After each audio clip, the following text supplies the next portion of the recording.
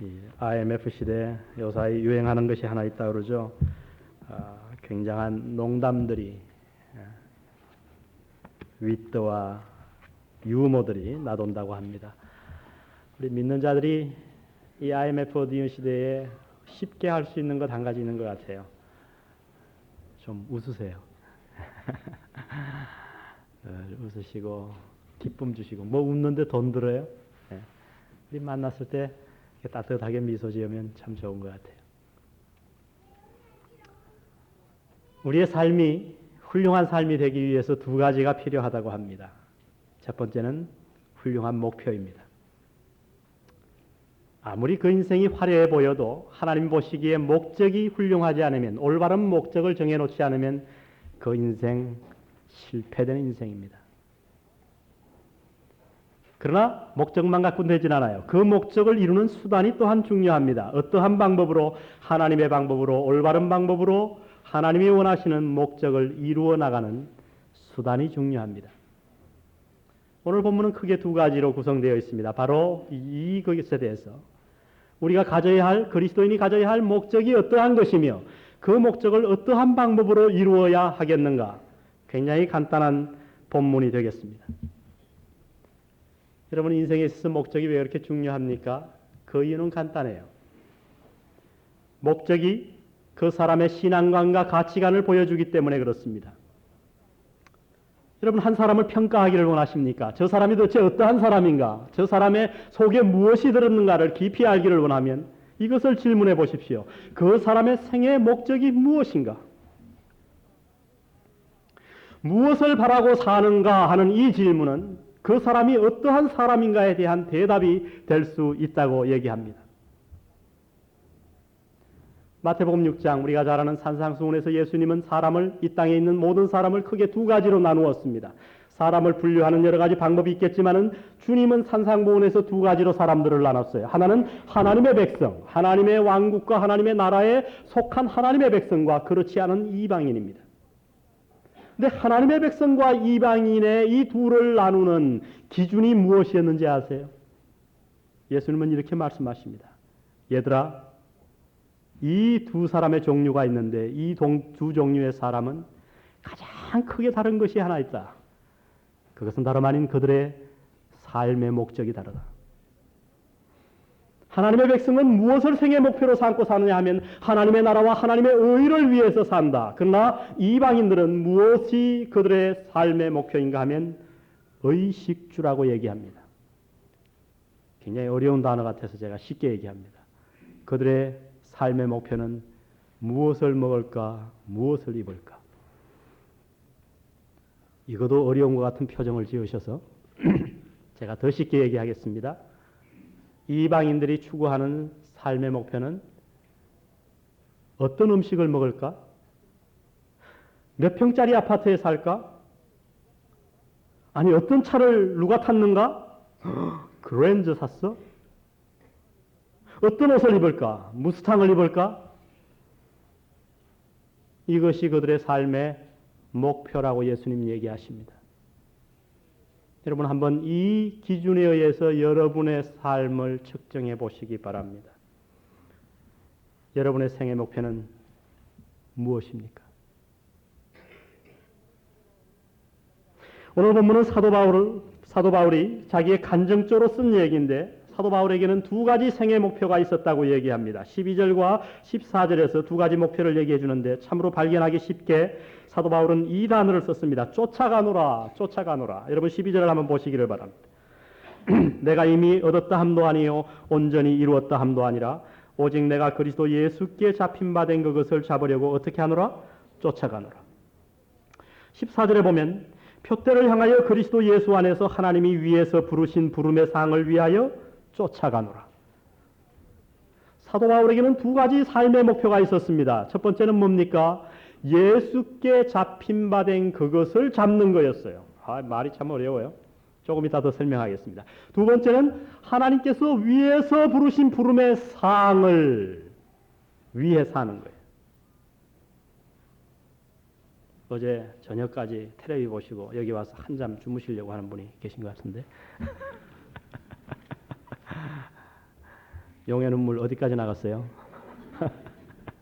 토요일 날 예배 잘 드리려면, 주일 날 예배 잘 드리려면 토요일 날 일찍 주무셔야 된다고 제가 그랬죠. 새벽에 일어나야 찬양도 잘 나와요. 두 가지 목표. 여러분, 예수께 잡힌 바 된 그것, 그게 도대체 뭡니까? 여러분, 굉장히 어려워요. 사도 바울이 자기의 삶의 목표를 얘기하기를 나는 이런 것을 위해 산다. 그게 뭐냐면 예수께 잡힌 바 된 그것, 그게 뭡니까? 여러분? 여러분, 이 단어를 자세히 살펴보면 우리가 힌트를 좀 얻을 수 있어요. 예수께 잡힌 바 되었다. 이것은 능동입니까? 수동입니까?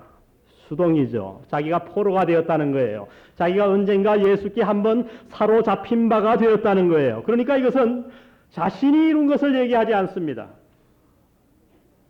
내가 이룬 것을 위해 사는 것이 아니라 하나님이 내게 주신, 나도 어쩔 수 없는데 하나님이 강권적으로 나를 포로로 잡으셔서 나에게 허락하신 그 어떤 것을 위해서 자기는 산다고 얘기합니다. 사도 바울의 원래 삶의 목표가 뭐였을까? 제가 생각할 때는 사도 바울의 원래 삶의 목표는 유명한 종교적 철학가가 되는 것이 아니었나 생각합니다. 이것은 많은 신학자들이 동의하는 바예요. 왜냐하면요, 그 당시 사도 바울이 살 동안에 헬라 철학이 세계를 지배했었습니다. 그래서 많은 사람들이 무엇을 굉장히 높이 사고 좋아했냐면 아리스토텔레스의 철학, 소크라테스의 철학, 플라톤의 유명한 그 철학을 굉장히 존경했어요. 근데 이 히브리 사람들이 비록 헬라의 영향을 받았지만은 철학만 갖고 살 수 없으니까 히브리 사람들은 거기에다가 플러스 무엇을 추구했냐면 종교적인 열심을 추구했습니다. 그 당시에 보면 이 두 가지를 합한 유명한 필로라는 신학자가 있었어요. 신학자는 아니지만은 그래도 많은 신학에 대해서 저술을 하고 역사학자였습니다. 그러한 사람들의 모델을 사도 바울이 추구했던 것이 아닌가. 그래서 여러분, 우리가 잘 아는 대로 어떻게 했습니까? 스데반을 돌로 쳐 죽일 때에 사도 바울이 굉장히 공부를 많이 한 사람이지만은 그 잔인한 돌로 쳐 죽이는 일에 앞장을 섰어요. 지휘를 했어요. 왜요? 그는 비록 헬라 철학을 공부한 사람이었지만은 이 스데반이 히브리 종교를 망치고 있다고 생각했기 때문에 이러한 자들은 다 죽여 마땅하다고 생각했던 겁니다. 사도 바울은 그래서 거기에 만족하지 아니하고 이제는 예수 믿는 모든 사람들을 다 잡아서 말살하기 위해서 공회의 허가를 얻어서 하루는 예수 믿는 자들이 많이 모여 있다는 동네로 향하고 있었습니다. 그런데 어떤 일이 일어났어요? 다메섹에 이르렀을 때 갑자기 하늘에서 강한 빛이 쏟아졌어요. 여러분, 그 일이 밤 12시에 일어났다면 잘못 본 것일 수도 있어요. 놀라운 일이 아닐 수도 있었어요. 그러나 성경은 말하기를 정오 12시라고 얘기합니다. 여러분, 이스라엘 나라에서 해가 가장 밝았을 때는 2시가 아니라 12시인 거예요. 태양이 떠 있은 그 밝은 그 대낮에 그 태양보다 수백 배, 수천 배 더 밝은 빛이 사도 바울을 향해서 하늘로부터 쏟아져 내렸습니다. 그 얼마나 밝은 빛 때문에, 그 빛이 얼마나 밝았던지 사도 바울은 순식간에 자기의 시력을 잃어버리고 말았던 겁니다. 너무나 놀라운 일을 당하고 나서 사도 바울은 이렇게 되묻습니다. 누구십니까? 하늘에서 빛이 비치며 사울아 사울아 부릅니다. 그 대답으로 누구십니까? 예수님 말씀하시기를 나는 네가 핍박하는 예수다. 그 다음은 사도 바울의 고백이 뭔지 아세요? 딱 두 마디를 했어요. 주여, 내가 무엇을 하기를 원하나이까? 내가 어떻게 살아야 하겠습니까? 저는 이것이 생애 목표인 줄 알았습니다. 열심 있는 종교인, 유명한 철학, 이것이 제 생애 목표인 줄 알고 지금도 그 목표를 달성하기 위해서 그리스도인들을 잡으려고 가고 있었는데 예수님께서 나는 네가 핍박하는 예수라고 하는 말씀을 듣고 그 강한 기적 앞에 이렇게 되묻는 겁니다. 주여, 내가 이제 어떻게 살아야 하겠나이까? 무엇을 하기를 원합니까? 주님은 다른 말씀하지 않으시고 다메섹으로 가라고. 거기서 아나니아라고 하는 선지자를 만나서 그에게 예수 그리스도의 복음을 전해 듣고 침례를 받고 그 이후 사도 바울은 사역을 하기 전에 아라비아 사막에 가서 3년 동안을 기도하며 주님으로부터 가르침을 받습니다. 그 이후 사도 바울은 변한 거예요. 예수께 잡힌 바 된 그것, 여러분 그것이 뭔지 아세요? 그것은 오늘 본문 말로 말하면 쉬운 거예요. 예수께 잡힌 바 된 그것, 그날 사도 바울의 삶의 목표가 바뀌었다는 거예요.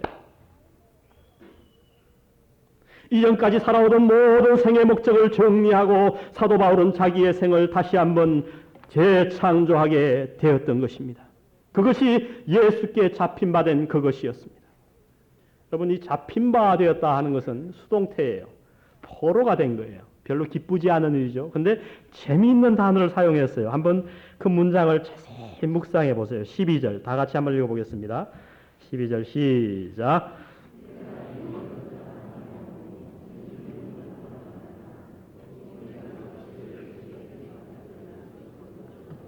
예, 내가 그리스도 예수께 잡힌 바 된 그것을 잡으려고 쫓아간다.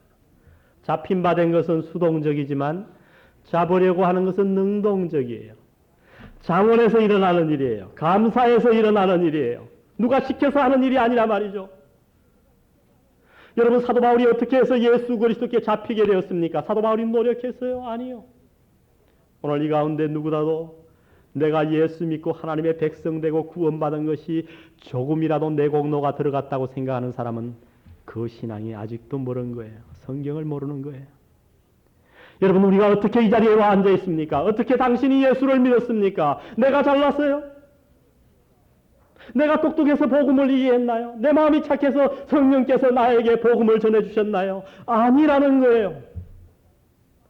오늘 여기 있는 우리 모두는 내 공로가 아니라 하나님의 은혜로 말미암아, 하나님의 경륜으로 말미암아, 하나님의 관건적인 사로잡음으로 말미암아 이 자리에 와 앉아 있는 줄 믿습니다. 근데 중요한 게 뭔지 아세요? 하나님의 토탈, 온전한 은혜로 구원받았어요. 그 다음 구원받고 나서 내 마음대로 산 게 아니라 사도 바울은 어떻게 했냐면 예수 그리스도께 사로잡힌 바 된 그것을 잡으려고 쫓아갔다고 얘기합니다. 이것이 중요합니다. 많은 사람들이 구원받고 나서 앉아 있습니다. 구원받고 나서 그 자리에 머뭅니다. 그것은 잘못된 삶이라고 사도 바울은 지적합니다. 그래서 고린도후서 5장 15절에 이렇게 얘기합니다. 저가 모든 사람을 대신하여 죽으심은 산자들로 하여금 다시는 저희 자신을 위해 살지 아니하고 오직 저희를 대신하여 죽었다가 다시 사신 자를 위하여 살게 하려 함이라. 왜 예수님이 우리를 위하여 죽으셨는가? 왜 예수님이 당신을 그리스도 예수의 강권적인 은혜로 사로잡으셨는가? 사로잡은 이후에 우리 마음대로 살게 버려두게 하심이 아니고 사로잡은 그 이후에 구원받고 난 이후에 이제는 나를 위해 사는 것을 포기하고 나를 위해 십자가에 죽으신 예수를 위해 살게 함인 줄 믿습니다. 사도 바울은 그것이 생애의 목표가 되었다는 거예요. 여러분, 예수 믿는다는 것의 의미가 무엇입니까? 예수 믿는다고 하는 것은요, 수단을 예수께로 바꾸는 것이 아니라 목적을 예수께로 바꾸는 것입니다. 여러분, 이것은 굉장히 중요한 말이에요. 많은 사람들이 이것을 거꾸로 실천하고 있어요. 오늘 많은 사람들이 교회에 나와서 신앙생활 하는 것 같지만 가만히 들여다보면 거꾸로 되어 있어요. 어떻게 되냐면 수단만 바꿉니다. 목표는 뭔가? 생의 목적은 여전히 의식주예요. 가만히 들여다보면 더 넓은 아파트, 더 많은 액수의 통장, 내 건강, 내 성공, 내 자식들이 잘 되는 것, 내 복, 그것이 생의 목표예요. 그런데 예수 믿고 나서 교회에 와서 한 가지 바뀐 게 있어요. 옛날에는 그 생의 목표를 내 힘으로 달성했거든요. 아이고, 내 힘으로 해보니까 어디 되나요? 뭐 좀 되는 것 같더니 부도 한 장 턱 맞고 안 된단 말이죠. 뭐 좀 건강하려고 인삼 녹여 시컷 먹어놨더니 우지직하고 자동차 사고 나서 다리 부러진단 말이죠. 이거 안 되겠구나. 이제부터는 내 힘으로 살 게 아니고 이 목표를 이루어야 되겠다. 누구 힘으로? 하나님 힘으로. 수단만 바꿔놓은 거예요. 여러분, 이것은 굉장히 위험한 신앙입니다. 겉으로는 열심히 있고 겉으로는 잘 믿는 것 같지만은 그 속은 전혀 하나님과 상관없는 이방인의 삶의 태도라고 하는 거예요. 예수 믿는다는 것의 의미는 수단을 예수께로 바꾸는 것이 아니라 그 생의 목적을 예수께로 바꾸는 것입니다. 그래서 예수님 친히 말씀하시기를 마태복음 6장 33절에 우리가 다 외울 수 있죠. 같이 암송해 볼까요? 너희는 먼저 그의 나라와 그의 의를 구하라. 중요한 건 뭐예요? 의식주를 위해서 노력하지 말라는 얘기예요? 구하지 말라는 얘기예요? 아니요. 너희는 먼저 우리 세계 목표가 달라져야 한다는 거예요. 우리가 정말 예수 믿는 자라면, 구원받은 자라면, 천국에 갈 자라면 우리 예수 믿는 사람들의 삶의 목표 우선순위가 완전히 뒤바뀌어야 된다는 겁니다.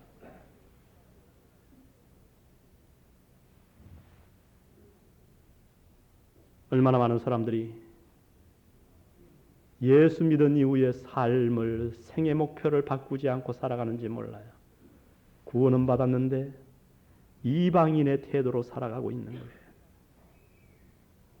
오늘 이 말씀 들으면서 우리의 목표가 바뀌기를 주의 이름으로 축원드립니다. 예수께 잡힌 바 된 것. 두 번째 보니까 사도 바울이 14절에 사도 바울이 바라는 삶의 목표는 오직 하나였어요. 두 번째로는 하나님이 부르신 부름의 상. 상 그러면 다 좋죠. 상 받기 싫어하는 사람 어디 있어요? 여러분 성경에 보면 우리 인생을 굉장히 재미있는 비유로 때로 설명해 줍니다. 우리 인생이 얼마나 짧은 인생인가. 여러분 인생이 짧은 건 여기 20, 30대는 모를 거예요. 여러분이 40대가 되시면 저와 같이 40대가 되시면 이제 인생이 짧은 걸 압니다. 진 집사님 왜 그렇게 비웃으세요? 이제 60을 바라보시니까 이제 살 날이 정말 얼마 안 남았다 이런 생각 들어요. 죄송합니다. 연세 드신 분들에게. 지금까지 살아온 인생을 보면 며칠 산 것 같거든요. 누워서 이렇게 생각해 보면. 근데 이만큼만 더 살면 이젠 가야 돼요. 우리 인생이 얼마나 짧아요. 그래서 성경은 비유하기를 아침 이슬 같다. 여러분 시골에서 자라보면 풀잎에 이슬이 맺히죠. 해가 뜨면 다 말라버려요. 그 다음에 아침에 잠깐 있다가 없어질 안개 같다. 농촌에서는 매일 안개가 끼죠. 그 안개가 어때요? 해가 동이 트자마자 안개가 언제 끼었냐 싶지 사라져요. 밤에 경점 같다. 별똥별 아시죠? 그 얘기하는 거예요. 여러분 별똥별이 얼마나 빨리 지나가요. 영혼의 시간에 비하면 우리가 살 수 있는 시간이 그렇게 짧다는 거예요. 그런데 여러분 이 짧은 이 우리의 인생이 왜 그렇게 중요할까요? 거기에는 이유가 있어요. 이 짧은 인생 동안 우리는 영원을 결정하기 때문이에요. 무슨 말씀인가 하는 이 현세에 어떻게 살았느냐에 따라서 내세가 결정된다고 하는 거예요. 우리는 두 가지를 결정한다고 이미 배웠습니다. 첫 번째는 뭡니까? 우리가 어디서 영혼을 보낼 것인가를 여기서 결정합니다. 천국에서 보낼 것인가 지옥에서 보낼 것인가를 여기서 결정합니다. 또 하나는 어떤 영혼을 보낼 것인가를 결정하는 거예요. 많은 사람들이 천국과 지옥 그러면 우리 한국 사람들 가만히 신앙생활하는 걸 들여다보니까 상당히 불교적인 낙원관을 갖고 있어요.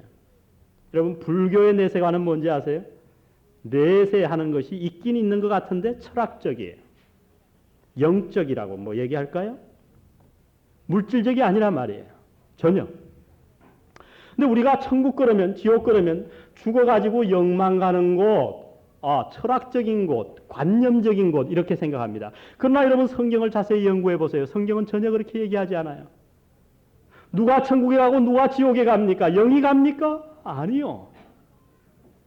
우리가 예수 그리스도를 믿고 나서 죽으면 물론 우리의 육체는 이 땅에 묻히고 영은 천국에 갑니다마는 주님께서 이 땅에 다시 오실 때에 우리는 부활합니다. 우리만 부활합니까? 예수 안 믿는 자들도 이 육신 그대로 다시 부활합니다. 이 얼굴 그대로요.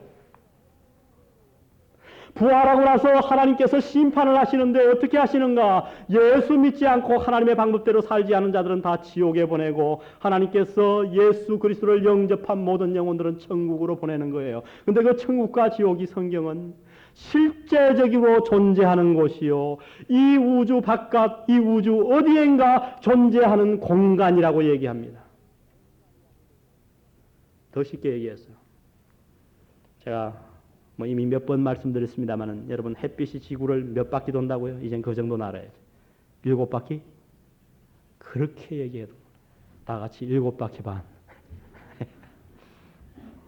눈 깜짝할 사이에 이 세상에서 가장 빠른 새가 눈 깜짝할 새라 그러는데 그거 아니에요. 눈 깜짝할 새에 햇빛은 7바퀴 반을 돌아요. 지구를. 근데 그 햇빛이 1년 동안 가는 거리를 1광년이라 그래요. 자, 1초에 지구를 7바퀴 반 도는 속도의 햇빛이 1년을 가면 우리가 비행기로는 얼마를 가야 될까요? 근데 이 우주가 얼마나 큰지 아세요? 지금까지 과학자들이 발견한 가장 지구에서 먼 별이 200만 광년 떨어져 있어요. 그 별과 우리 사이. 그래서 우리가 햇빛의 속도를 비행기를 개발했다고 해도 별로 기뻐할 게 못 돼요. 그 별에 가려고 그러면 몇 년 걸려요? 200만 년. 가다가 죽어 해골도 없어져 버려. 그 별이 100만 년 전에 폭발해버렸다. 그래도 우리 눈에는 앞으로 몇 년 동안 더 있는 것처럼 느껴져요. 100만 년 동안. 우리는 과거의 빛을 보고 있는 거예요. 반짝반짝 작은 별, 반짝반짝 옛날 별. 그렇게 불러야 돼요. 이 엄청나게 넓은 우주 가운데 이 우주가 여러분 하나도 별들이 수억 개, 수조 개가 있는데 달은 지구의 주위를 돌고 지구는 태양의 주위를 돌고 태양은 은하계를 돌고 이 은하계는 또 다른 은하계를 돌고 은하계에만은 수천억 개의 별이 있는데 이게 하나도 부딪히지 않아요. 지금 지구를 향해서 쏜살같이 달려오는 해성 하나가 있는데 과학자들이 긴장하고 있어요. 2030 몇 년도인가 이 별이 지구에 약 한 몇만 킬로 가까이 오는데 부딪힐지도 모른다는 거예요. 만약에 부딪히면 지구에는 대재앙이 오는 거예요. 요한계시록에 대재앙이 올 수 있어요. 그런데 부딪히지 않고 다 돌아요. 우연입니까? 지구가 우연히 만들어졌고 달이 우연히 만들어졌어요? 만든 자가 있어요. 여러분 제가 차고 있는 이 손목시계를 어디서 주셨냐고 어떻게 만들었냐고 그러면 아이고 어느 날 가는데 저기 쇳덩이가 몇 개 있더니 바람이 휙 불더니 이게 만들어졌어. 아마 여러분이 저를 정신병원으로 보낼 겁니다. 하나님께서 만드신 이 우주 광활한 우주 공간 어디에 왜 천국이 실제하는 곳으로 믿지 않습니까? 왜 지옥이 있는 곳으로 믿지 않나요? 성경은 실제적인 곳으로 얘기합니다. 우리 죽은 자들이 죽고 나서 우리 모든 인간들이 가야 할 곳은 두 군데밖에 한 군데밖에 없는 거예요. 둘 중에 하나. 천국이냐 지옥이냐. 그 지옥이 얼마나 고통스러운 곳입니까? 부자가 지옥에 가봤더니 예수님께서 그 장면을 말씀해 주십니다. 얼마나 목이 타고 괴로웠던지 물 한 방울을 찍어갖고 혀에 닿았으면 소원이 없겠다고 얘기합니다. 지난주에 우리가 이북의 실상을 들었습니다. 남 목사님이 이북 다녀오셔서 그들이 얼마나 배가 고픈지 밀가루 한 주먹에다가 그것 먹고 금방 소화되니까 진흙을 갈아서 거기에 섞어서 쪄서 먹고 있다고요. 먹고 나서는 에너지가 소비되니까 그냥 누워있다고요. 가만히. 수십만 명이 지금 죽어가고 있습니다. 그러나 여러분 지옥은 어떠한 곳입니까? 죽을래야 죽을 수도 없는 곳이에요. 이북과는 비교도 안 될 처참한 곳이에요. 천국은 어떤 곳입니까? 요한계시록에 보니까 대강을 알려주셨습니다. 자세히 알려주지 아니하고 온갖 보석으로 설명했을 뿐이에요. 정말 보석으로 집이 지었는지 그거는 모르겠어요. 그러나 사람의 말로 가히 이룰 수 없는 아름다운 곳, 생명수 강이 흐르고 생명과실이 날마다 있어서 병들지 아니하고 늙지 않고 쇠하지 않고 기쁨이 있는 곳. 사랑하는 성도 여러분, 천국은 실제하는 거예요. 그런데 이 짧은 인생 동안 우리가 어디서 영혼을 보낼 것인가, 천국인가 지옥인가를 결정하게 된다는 겁니다. 두 번째 우리가 결정하는 것이 있어요. 이 짧은 인생 가운데. 그것은 어떤 영혼을 보낼 것인가. 다 같이 어떤 영혼을 보낼 것인가. 많은 신학자들이 성경을 공부하다가 얘기합니다. 예수 믿고 나서 뭐 상급 있다 그러는데 천국 가면 무슨 상급 없다. 열이면 일곱이 그렇게 얘기했어요. 옛날에는. 왜? 천국 가가지고 거기가 천국인데 저기 이 집 사는 상 받고 나는 상 안 받으면 그게 뭔 천국이야? 불만스러워 안 되지? 여러분 논리에 상관없어요. 성경은 뭐라 그러냐면 분명히 상이 있다고 얘기하는 거예요. 면류관이 있어요. 상급이 있어요. 그래서 사도 바울이 뭐라 그럽니까? 여기에 하나님께서 위에서 부르신 부름에 상을 위해 일한다고 했습니다. 부끄러운 구원도 있어요. 구원을 받기는 받는데 굉장히 부끄럽다는 거예요. 서울에 있는 어떤 재미있는 목사님이 이 부끄러운 구원을 이렇게 표현했어요. 여러분 파티가 열립니다. 잔치가 벌어져서 전부 양복을 쫙 빼입고 미국 사람들은 결혼이나 장례나 항상 아주 중요한 파티에는 검은색 계통을 입습니다. 제가 한번 눈에 튀려고 흰색 입고 갔다가 참석 못하고 돌아왔어요. 결혼식 갔다가 부끄러워서. 근데 그 정도 부끄러운 게 아니라 모두 다 드레스 입고 양복 짝 입는데 수영복 입고 서 있는 거예요. 수영 반스 입고. 상상을 해보세요, 여러분. 구원을 얻긴 얻었는데 부끄러운 구원이 있다는 거예요, 여러분. 똑같은 영혼을 보내는 게 아니에요. 그 영혼에서 어떤 영혼을 보낼 건가? 그것이 바로 오늘 우리가 사는 이 짧은 인생 동안 정해진다고 하는 것입니다. 왜 우리가 구원받고 난 이후에 주님의 말씀대로 주의 몸된 교회를 위해서 하나님의 나라를 위해서 애써 살아야 합니까? 상이 있기 때문에. 사도 바울은 이 두 가지가 자신의 삶의 목표라고 얘기합니다. 그래서 말하기를 육신으로 심는 자는 썩어질 것을 거두고 성령으로 심는 자는 영생으로 거둔다고 얘기합니다. 예수님은 말씀하시기를 얘들아 너희 돈을 은행에다가 저금하지 말고 하늘나라에다가 쌓아라. 불쌍한 자를 도와줘라. IMF가 왔느냐? 먹지 못해 애쓰는 자들이 있거들랑 너희들의 창고를 열어 쌓아주라. 나눠주라. 그것이 하늘 보좌에 하늘의 창고에 너희 보물을 쌓는 것이라고 얘기합니다. 이 땅에서의 삶에 따라 영혼의 질이 달라질 수 있다고 하는 것입니다. 그러므로 성경의 교훈과 예수님의 말씀과 바울의 부탁은 동일한 거예요. 그게 뭔지 아세요? 이 땅의 삶은 잠깐이라는 거예요. 그러므로 이 땅의 삶을 목적으로 삼지 말라는 것입니다. 제발. 이 땅에서 좀 더 잘 먹고 사는 거, 이 땅에서 출세하는 거, 이 땅에서 1, 2년 더 건강하게 사는 것이 수단이 될지언정 여러분의 목적이 결코 되어서는 아니 된다고 주님이 부탁하시는 거예요. 우리에게는 영원한 세계가 있습니다. 죽고 난 후에 영혼을 어디서 보낼 것인가? 어떤 영혼을 보낼 것인가가 우리 영한 모든 성도들의 삶의 목적이 되시기를 주의 이름으로 부탁드립니다. 우리는 IMF를 맞았습니다. 저는 참으로 좋은 기회가 왔다고 생각합니다. 어떤 좋은 기회인지 아세요? 내 생의 목표가 무엇이었는가를 점검해 볼 수 있는 좋은 기회라고 생각합니다. 삶의 목표가 돈이었던 사람은 사업이 부도맞고 직장을 잃으면 자살할 겁니다. 실제로 많은 사람들이 자살하잖아요. 돈 때문에 가정이 이혼하잖아요. 돈 때문에 자식을 버리잖아요. 왜 그래요? 돈이 삶의 목표였기 때문에 그래요. 교회는 나왔지만. 이 어려운 기간을 통해서 우리의 잃어버렸던 생의 목표를 다시 한번 바로잡으시기를 바랍니다. 사도 바울은 이 글을 썼을 때 감옥에서 썼습니다. IMF 정도가 아니에요. 이제 사형일자를 받아놓고 언제 죽을지 모르는 이 상황 가운데서 사도 바울은 얘기합니다. 얘들아 내가 한 일 저 뒤에 있는 것은 잊어버리고 이제는 예수께 잡힌 바 된 그것 그리고 하나님이 나를 지금도 부르시는 그 하늘의 상을 위해서 살아간다고 고백한 것입니다. 이 IMF 기간 동안 하나님 앞에 우리 모두 이 고백을 주 앞에 드리십시다. 그리스도인이 어떤 목표를 가져야 하는가 오늘 본문은 보여주면서 동시에 이 목적을 어떻게 달성해야 하는가에 대해서 간단하게 얘기해 주고 있습니다. 여러분 목표와 공상의 차이가 뭔지 아세요? 둘 다 생각은 생각이에요. 그렇죠? 눈에 보이지 않는 생각이에요. 그런데 공상은요. 그 생각을 위해서 아무것도 하지 않는 거예요. 침대에 가만히 누워서 백만장자가 되는 꿈을 꿉니다. 그리고는 아무것도 하지 않아요. 노처녀들은 백마 타고는 왕자님을 연상합니다. 그러고는 기도하지 않아요. 그건 목표가 아니라 공상이에요.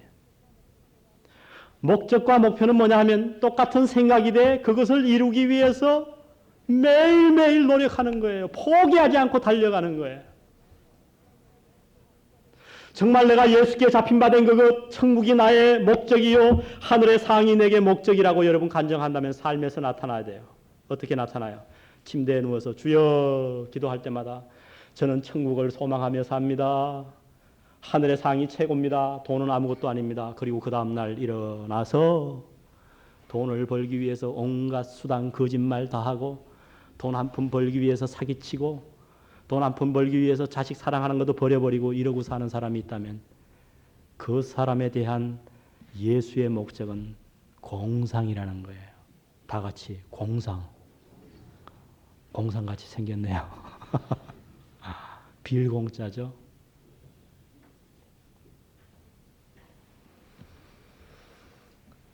우리가 올바른 목표를 가졌다면, 올바른 그리스도인이라고 하면 이 목표를 이루는 올바른 태도가 있어야 한다고 얘기하며 세 가지를 짧게 얘기합니다. 첫 번째는 과거를 올바로 정리해야 된다고 얘기합니다.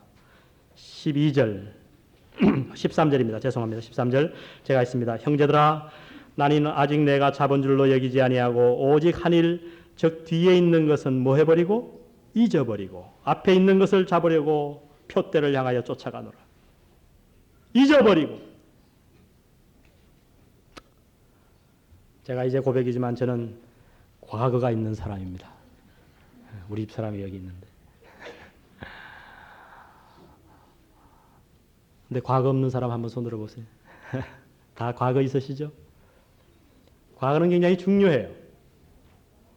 과거와 현재, 지나간 일이라고 해서 아무것도 아닌 것 같지만 과거를 올바로 정리하지 않으면 현재의 생활을 올바로 할 수 없어요. 목표를 달성할 수 없어요. 많은 사람들이 잘못된 과거를 정리하고 있어서 과거를 잘못 정리해가지고 목표를 달성하는 데 방해받고 있어요. 두 가지를 잊어버려야 된다고 사도 바울은 얘기합니다. 첫 번째는 우리의 잘난 업적을 잊어버려야 합니다. 제가 신앙생활하면서 가만히 살펴보면요, 저는 이런 마음이 들어요. 차라리 저 사람이 서울대를 안 나왔더라면 얼마나 좋았을까. 경기고등학교를 안 나왔으면 얼마나 좋았을까. 좋은 집안 양만 가문에서 태어나지 않았더라면 얼마나 좋았을까. 그것만 없었더라면 굉장히 겸손하게 하나님을 잘 섬길 수 있는 사람인데 바로 그 과거에 잘난 것 때문에 어떤 사람들은요, 만나면은 과거에 자기 얘기하느라고 바빠요. 내가 이래도 소시적에는 옛날 얘기만 하는 거예요. 옛날 얘기만. 사랑하는 성도 여러분, 올바른 목표를 정하셨습니까? 그 목표를 이루기 위해서 여러분의 잘한 것 다 잊어버리시기를 바랍니다. 하나님 앞에 헌금한 것 있나요? 내가 3년 전에 2천만 원 바쳤는데. 남한테 잘한 거 있나요? 내가 작년에 지 어려울 때 100만 원 도와줬는데. 과거에 자기가 잘한 것을 잊어버리지 못해서 미래를 향해 나가지 못하는 사람들이 얼마나 많은지 몰라요. 여러분, 주 안에서 잘하신 것, 세상에서 잘하신 것 모두 잊어버리시기를 바랍니다. 잘한 것만 잊어버릴 것 아니고 잘못한 것 잊어야 합니다. 여러분, 사도 바울을 보세요. 사도 바울이 얼마나 잘못했습니까? 예수 믿기 전에 그 예수 믿는 사람들을 잡아 죽일 뿐 아니라 그렇게 훌륭한 집사 스데반을 돌로 쳐 죽이는 일에 앞장섰단 말이에요. 여러분, 사도 바울이 밤마다 잘 때마다 얼마나 양심에 시달렸을까요? 상상을 해보세요. 스데반이 꿈에 나타났을 거예요. 근데 사도 바울 뭐라 그래요? 내가 한 일은 다 잊어버렸다. 저도 주님 앞에 잘못한 일이 있습니다. 여러분도 주님 앞에 잘못한 일이 있어요. 그러나 주님은 무엇을 원하시는지 아세요? 잊어버리기를 원하십니다. 깨끗이 잊어버리시기 바랍니다. 과거에 잘못한 거, 작년에 잘못한 거, 10년 전에 잘못한 거 주님께서 다 잊어버리셨습니다. 내가 너희 죄를 기억도 아니하리라 믿으시기 바랍니다. 과거를 올바로 정리해야 합니다. 두 번째, 오늘 어떻게 목표를 이루는 삶을 사는가? 목표에 집중하는 삶을 살아야 합니다. 다 같이 목표에 집중하는 삶을 살라. 오늘 여기 3장 12절과 14절에 보면요, 재미있는 단어를 사용했는데 쫓아간다, 그 다음에 잡으려고 하는 표현이 있어요. 예수 그리스도께 잡힌 바 된 그것을 잡으려고. 제가 이 단어를 연구해보고 아주 재미있는 걸 발견했는데요. 여러분이 이렇게 얘기하면 금방 이해할 거예요. 여러분, 운동 경기에서 쓰는 단어인데 이번에 우리 나가노 동계올림픽에서 제가 스케이트 타는 걸 보니까 우리 한국 선수들이 뭘 잘하는가, 어떻게 금메달을 땄냐면 뭐 때문에 금메달을 땄죠? 뭐 잘 뻗어갖고 발 잘 내밀어가지고. 스케이트 경기에서 이게 그렇게 중요한 줄 몰랐어요. 아니, 분명히 뒤에 갔는데 뒤에 가다가 그냥 앞에 선수보다 발 한번 쭉 내미니까 그냥 우승하더라고요. 바로 그 발을 쭉 내미는 게 이 단어예요. 그럼 100m 선수들 보면 꼬린 지점에 들어올 때 그냥 들어오지 않아요. 막 뛰고 이러고 들어오는 게 아니라 마지막 들어올 때 가슴을 탁 칩니다.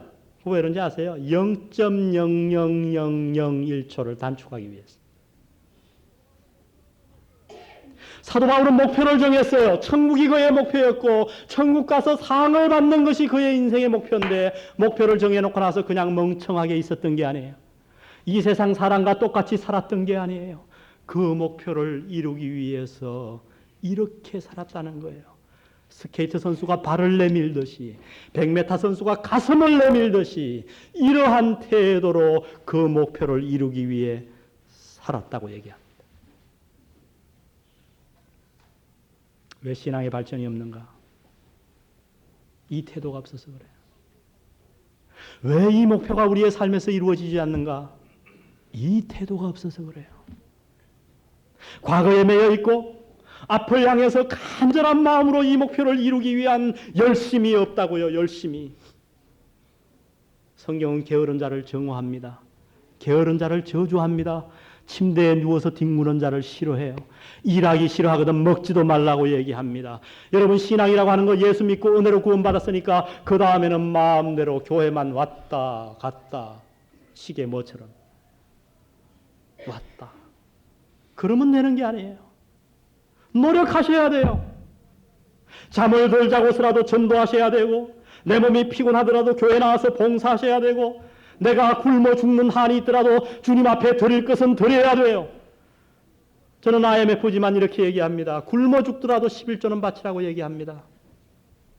그게 그리스도인이에요. 성경이 그렇게 가르쳐요. 제 말이 아니에요. 사렙다 가부가 먹을 게 없었어요. IMF보다 더한 위기가 찾아왔습니다. 자기 아들하고 자기하고 밀가루 조금 남고 기름 조금 남았는데 먹고 죽으려고 하고 있을 때에 엘리야가 거기 가서 뭐라고 그랬어요? 그것을 나에게 바쳐라. 하나님께 바쳐라. 잡음받은 그것을 잡으려고 쫓아가노라. 우리에게 이러한 태도와 이 목표를 달성하기 위한 희생이 있기를 주의 이름으로 축원드립니다. 마지막 세 번째 우리가 살아야 할 삶의 태도는 하나님의 간섭을 기대하는 삶입니다. 15절을 보십시오. 15절은 조금 어려워요. 금방 읽으면 그러므로 누구든지 우리 온전히 이룬 자들은, 이 온전히 이룬 자는 누군가 하면 목표를 이제 똑바로 세운 자들이에요. 온전히 이룬 자들은 이렇게 생각할지니 만일 무슨 일에 너희가 달리 생각하면 하나님이 이것도 너희에게 나타내시리라. 앞에 거는 뭐 이해가 가는 것 같은데 뒤에 읽는 순간 머리가 띵 하면서 무슨 뜻인지 잘 모르실 거예요. 이건 굉장히 간단한 얘기예요. 무슨 얘기냐면 만일 우리가 이렇게 올바른 목표를 정해가지고 열심히 살아가는데 혹 잘못될 때가 있더라도 걱정하지 말아라. 하나님이 다 알려 주실 거다. 너희들이 할 일은 달리기만 하면 된다. 뭔 얘기냐면 하나님이 우리 인생을 살아갈 때에 하나님은 우리 인생을 그냥 버려두시고 제가 목표 제대로 정했구먼. 잘 뛰는구먼. 이러고 팔짱 끼고 계시지 않는다는 거예요. 우리가 달려가는 이 인생의 경주를 하나님은 간섭한다는 겁니다. 운동 경기로 말하면 하나님의 역할은 뭐냐면 감독이에요. 여러분 농구 경기를 보시면 감독이 어떻게 합니까? 보다가 선수들이 굉장히 당황해하고 뭔가 좀 잘못되고 이럴 것 같으면 빨리 뭘 해요? 작전 타임을 요청하죠. 작전 타임을 할 때 뭔 얘기를 하는 거예요? 때로는 야단도 치고 잘하면 잘한다 그러고 뭔가 잘못되어 있으면 교정해주고 여러 가지 작전 지시를 내리는 거예요. 하나님은 우리 인생의 감독이십니다. 우리가 목표를 정해놓고 그 일을 위해서 열심히 살려고 하는 태도만 가지고 있으면 나머지는 걱정 말라는 거예요. 그 모든 나머지 우리가 잘못되었을 때 누가 우리에게 가르쳐 주신다? 하나님이. 우리가 뭔가 뭘 잘못 깨달아갖고 다른 방향으로 가고 있을 때 누가 그것을 깨우쳐 주신다? 하나님이. 감독 대신 하나님께서 우리 인생의 모든 작전을 지휘하고 계시다고 하는 것입니다.